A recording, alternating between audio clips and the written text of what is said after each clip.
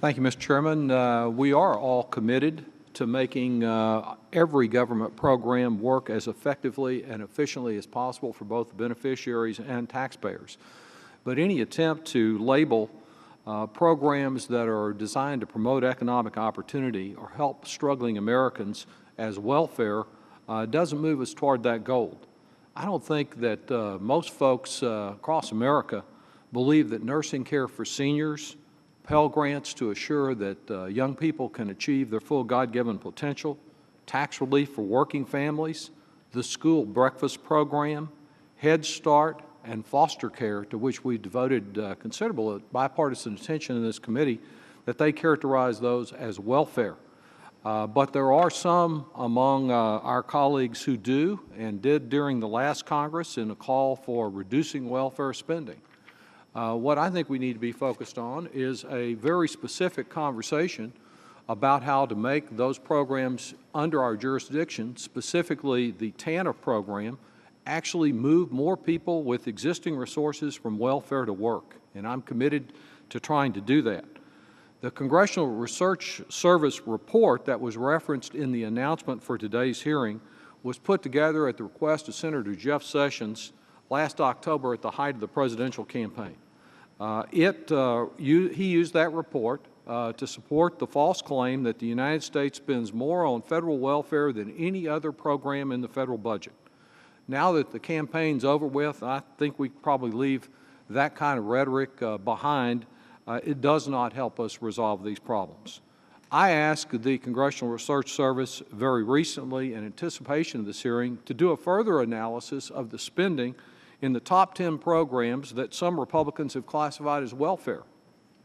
49% of that spending goes to our senior citizens, the people that have built this country and are disabled.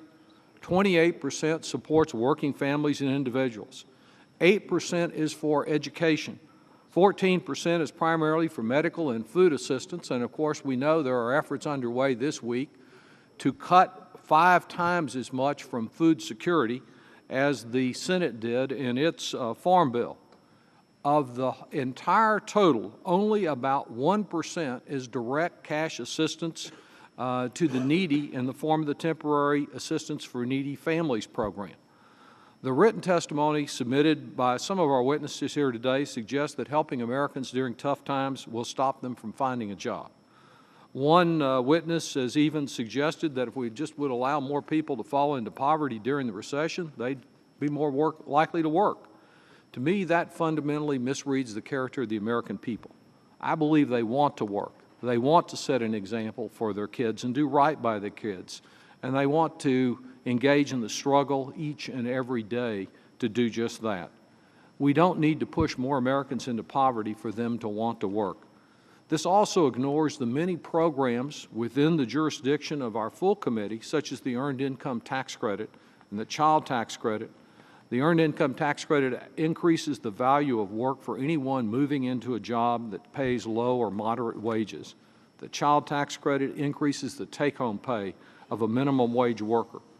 That's not only a major work incentive, but it also lifts over 9 million Americans out of poverty, including over 1 million Texans.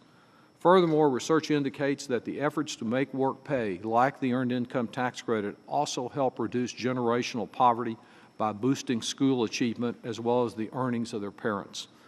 While the Earned Income Tax Credit and other programs designed to promote economic opportunity help Americans of every race and in every region, I'm particularly pleased that Eric Rodriguez is here today from the National Council of ARASA to talk with us about how critical these programs are in supporting many Latino families as they achieve and maintain economic independence.